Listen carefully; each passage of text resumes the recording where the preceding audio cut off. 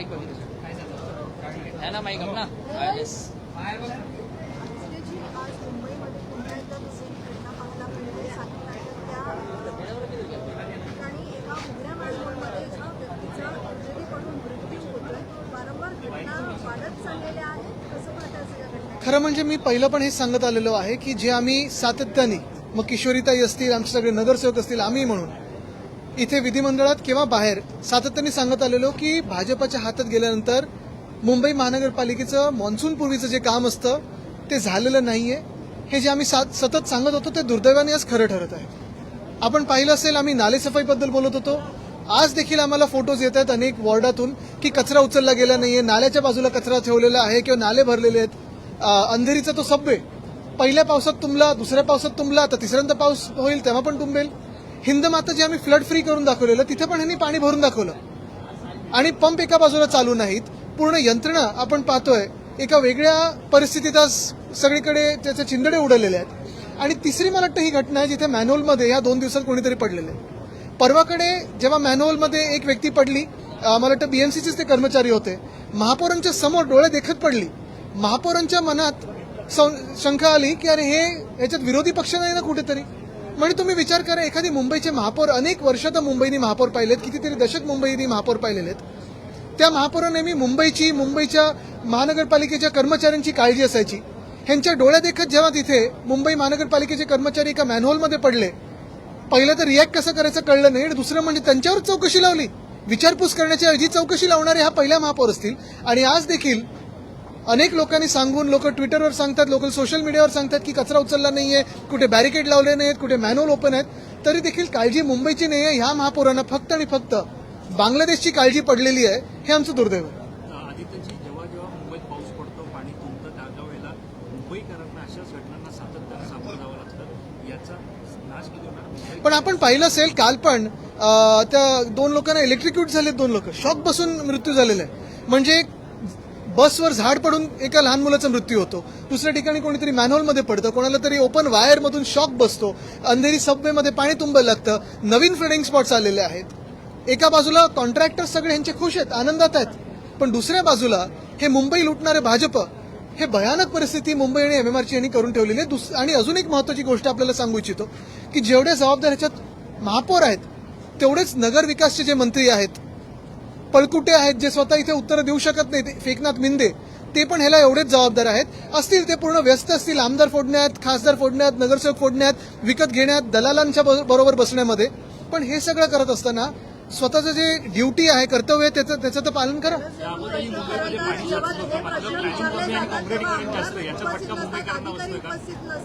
अशा परिस्थितीमध्ये उत्तर कोण देणार हा सवाल आहे. मुख्य गोष्ट हीच आहे ना, पहिल्या दिवशी पण आम्ही वॉकआउट ह्याच्यासाठीच केला होता की गेले 4 वर्ष आम्ही पाहतोय एकनाथ मिंदे स्वतःच्या जबाबदारीपासून पळतात. आमदार फोडायचे कसे, खासदार फोडायचे कसे, पैसा कमवायचा कसा, पैसा कॉन्ट्रॅक्टर्सकडून काढायचा कसा, ते वापरून विकत कशी घ्यायची लोक, हे सगळं त्यांना माहिती आहे. पण जे खातं ते अडवून बसलेत, स्वतः बसलेत त्या खात्यामध्ये, ते खातं चालवता येत नाही ना, मंत्रीपद चालवता त्यांना क्षमता पण आहे. डॉक्टरांचा सुद्धा अशाच प्रकारे एक मिनिट. मृत्यू झाला होता. या अगोदर सुद्धा डॉक्टरांचा, प्रसिद्ध डॉक्टर वळीमध्ये मॅनहोलमध्ये पडून त्यांचा मृत्यू झाला होता. त्यावेळेला महापालिकेवरती आपली पण त्याच्यात त्या व्यक्तीवर चौकशी नव्हती लावली. मुंबई महानगरपालिकेचे जेव्हा कर्मचारी मॅनहोलमध्ये पडतात, चौकशी कोणी लावली? भाजपाने लावली.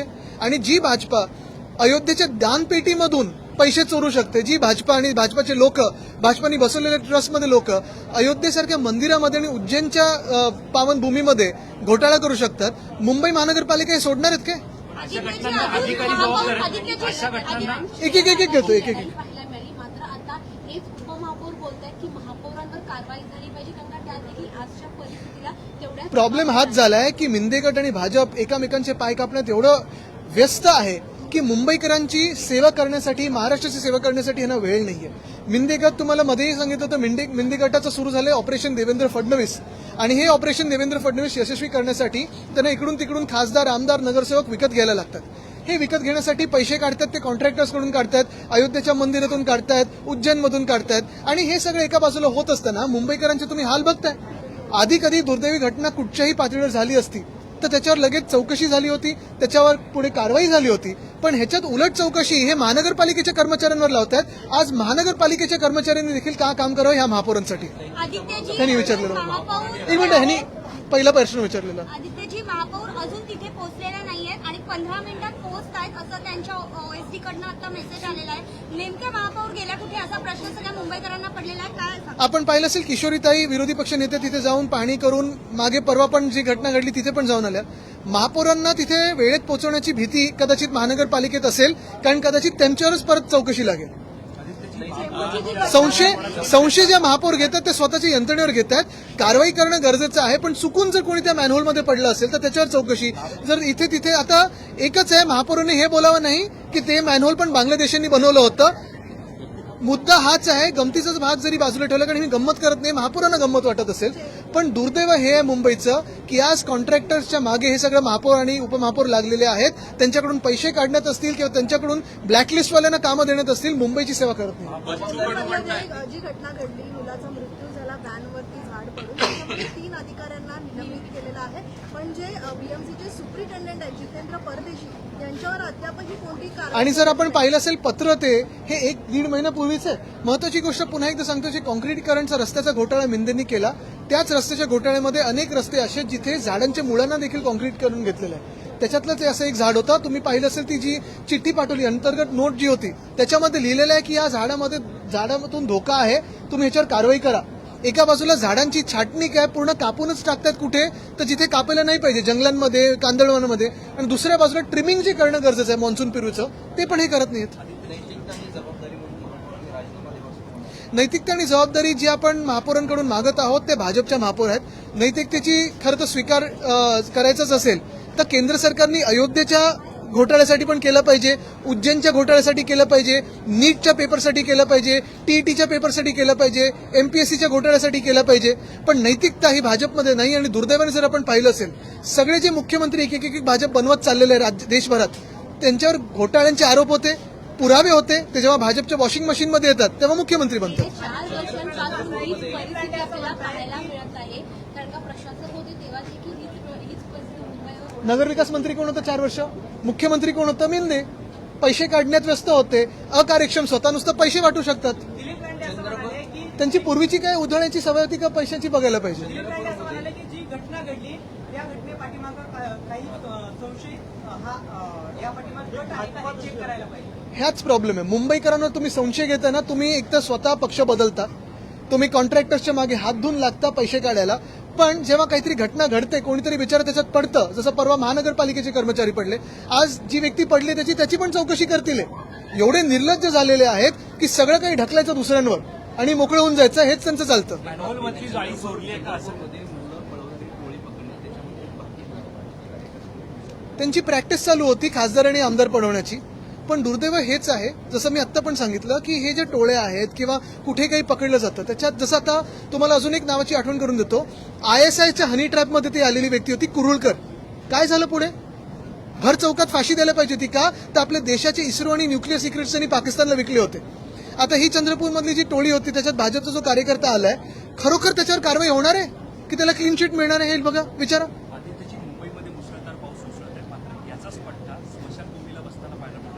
दादरची स्मशानभूमी आहे, तिकडे ती अग्नी दिली जाते, त्याच्यामध्ये पाणी टाकून दुरावस्था झालेली आहे. त्याच्यावरती माझ्या आमदारांचं असं म्हणणं आहे की 5 ते 6 कोटीचा खर्च करून नूतनीकरण केलं, मात्र त्याला आदित्य ठाकरेंनी अनधिकृत ठरवलं. कुठचं आहे म्हणतात? दादरची स्मशानभूमी, शिवाजी पार्क स्मशान. तर माझा काय संबंध? काय त्यांचं खोटं बोलण्याचं जीवन के साथ भी जीवन के बाद भी, ती कुठचं ऍड आहे? तसं आहे ते. बच्चू कडू म्हणत आहेत की आमच्यासोबत सचिन आला आहे, लवकरच बाकी टीम देखील सोबत येईल. त्यांचं अस्तित्व त्यांनी आता पूर्णपणे विलीन करून टाकलेलं आहे. त्यांना कुठे उत्तर देऊ आम्ही? बेस्ट कामगार समितीची आज बैठक पार पडणार होती. खरं तर बेस्टसाठी आता नवीन अध्यक्ष म्हणून कोण असणार आहे? आता तुम्ही पहा. मुंबई में लगातार इसके बाद एक वोटिंग हो रही है. अब तक मुंबई जिम्मेदार इन पे 5 वोटिंग शुरू है. ट्रांसपोर्ट में जो घटना घटी, जिम्मेदार कौन है, किस तरह की अपेक्षा आप करते हैं कार्रवाई? पहली बात तो ये है, पिछले 2-3 दिनों में जो बारिश हुई है, एक तो बारिश की आस हमें सबको लगी थी, बरसात कब होगी. बरसात खुशी लाती है, खुशियां लाती है, बरसात एक अलग मौसम बना देती है. लेकिन दुर्भाग्यपूर्ण बात यही है कि जिस भाजपा के हाथ में आज बीएमसी है, उसे बरसात की जो पूरे तकलीफें हैं वो संभलने नहीं आती। पहले आपने देखा होगा कि महापौर साहिबा जब चल रही थी उनके सामने ही मुंबई महानगर पालिका के एक कर्मचारी मैनहोल में गिर गए। उन पे ही शक करके उनको ही अभी इन्वेस्टिगेशन में खींचा गया है कि आपके विरोधी विपक्ष के हो। आज और एक घटना घटी है, कल कोई 2 व्यक्ति इलेक्ट्रोक्यूट हुए। एक ही बात है, और मैं ये हर बार कहता आया हूं कि भाजपा लोगों को फंसाने में बहुत ही उम्दा काम करती है, गलत फहमियां निर्माण करने में बहुत ही आगे है, कैंपेन्स में बहुत अच्छा काम करती है, लेकिन शासन चलाने भाजपा को आता नहीं है। देश की स्थिति पिछले 12 साल से हो, हमारे राज्य की स्थिति हो, या मैं आपको चैलेंज देता हूं, इस देश में आप एक शहर दिखाओ मुझे जहां भाजपा का शासन हो, भाजपा के महापौर हो। केंद्र में तो उनकी सरकार है, राज्य की भी बहुत सारे राज्यों में उनकी सरकार है। ये शहर प्रगत हुआ है, दिखाओ मुझे एक शहर। कहां गए स्मार्ट सिटीज? नहीं, लोकल एमएलए आईने में देखते हो साजिश दिखती है उनको।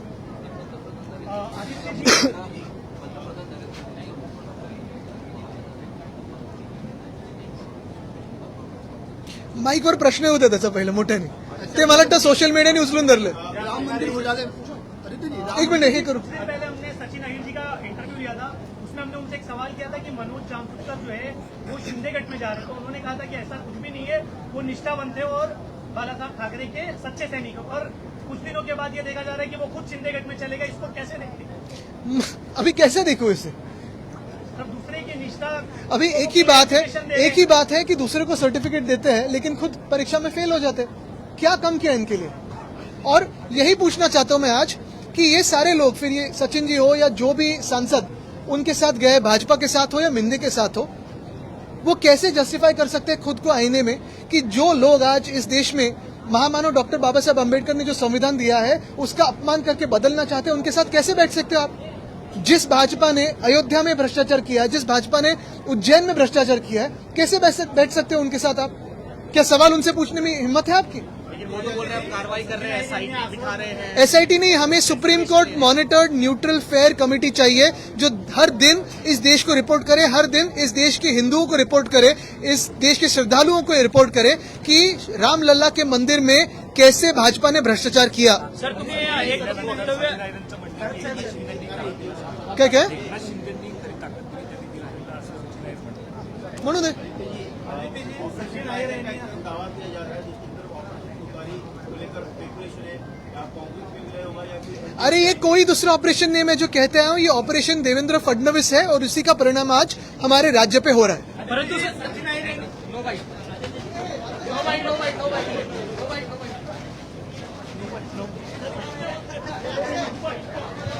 विनीत रोल कर विचारायचं ना